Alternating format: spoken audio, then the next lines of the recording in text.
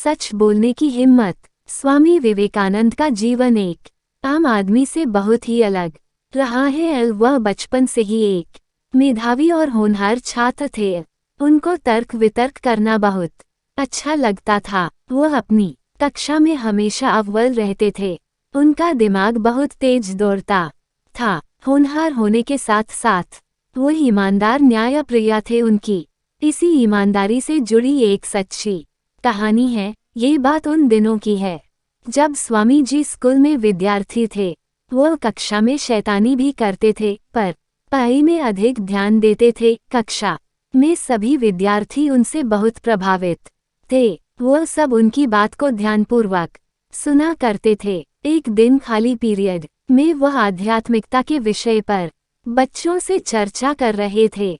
स्वामी विवेकानंद और उनके सहपाठी बातचीत में इतने ज्यादा मग्न थे कि उन्हें पता ही नहीं चला कि वो खाली पीरियड कब खत्म हो चुका था और दूसरा पीरियड शुरू हो चुका। वह सब बातों में ही लीन थे कि अचानक उनके अंग्रेजी के शिक्षक ने क्लास में प्रवेश किया।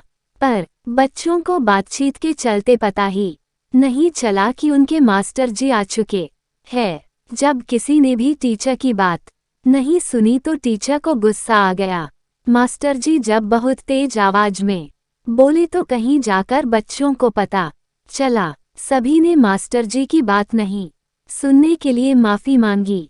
पर मास्टर जी का गुस्सा कहाँ इतना जल्दी शांत होने वाला था। मास्टर जी ने बच्चों से कहा कि अगर वो उनके द्वारा पूछे गए सवाल का जवाब दे देंगे तब तो वह उनको माफ कर देंगे, नहीं तो फिर सभी विद्यार्थियों को सजा मिलेगी। मास्टर जी ने सभी से अंग्रेजी विषय के सवाल पूछने शुरू कर दिए। सिवाय स्वामी विवेकानंद के कोई भी बच्चा टीचर के सवालों का जवाब नहीं दे पाया। मास्टर जी विवेकानंद के जवाब से बहुत खुश हुए और उन्होंने विवेकानंद को माफ कर दिया।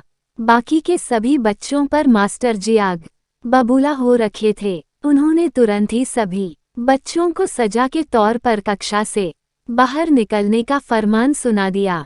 जब सब बच्चे कक्षा से बाहर निकलने लगे तो पीछे पीछे स्वामी विवेकानंद भी जाने लगे। ये देखकर मास्टर जी ने विवेकानंद को रोकते हुए कहा कि नरेंद्र, मैंने तुम्हें जाने के लिए ही बोला। मैंने तो इन बच्चों को कक्षा से बाहर जाने को बोला है। इस पर विवेकानंद झट से बोल पड़े, लेकिन मास्टर जी, मेरी सजा ये सभी क्यों भोगते? दरअसल मैं ही इनको बात करवा रहा था तो सजा तो मुझे मिलनी चाहिए। विवेकानंद की बात सुनते ही मास्टर जी खुशी के मारे गदगद हो उठे। वो विवेकानंद की ईमानदारी से बहुत प्रभावित हो गए और फिर सभी को माफ कर दिया। वीडियो देखने के लिए बहुत बहुत धन्यवाद।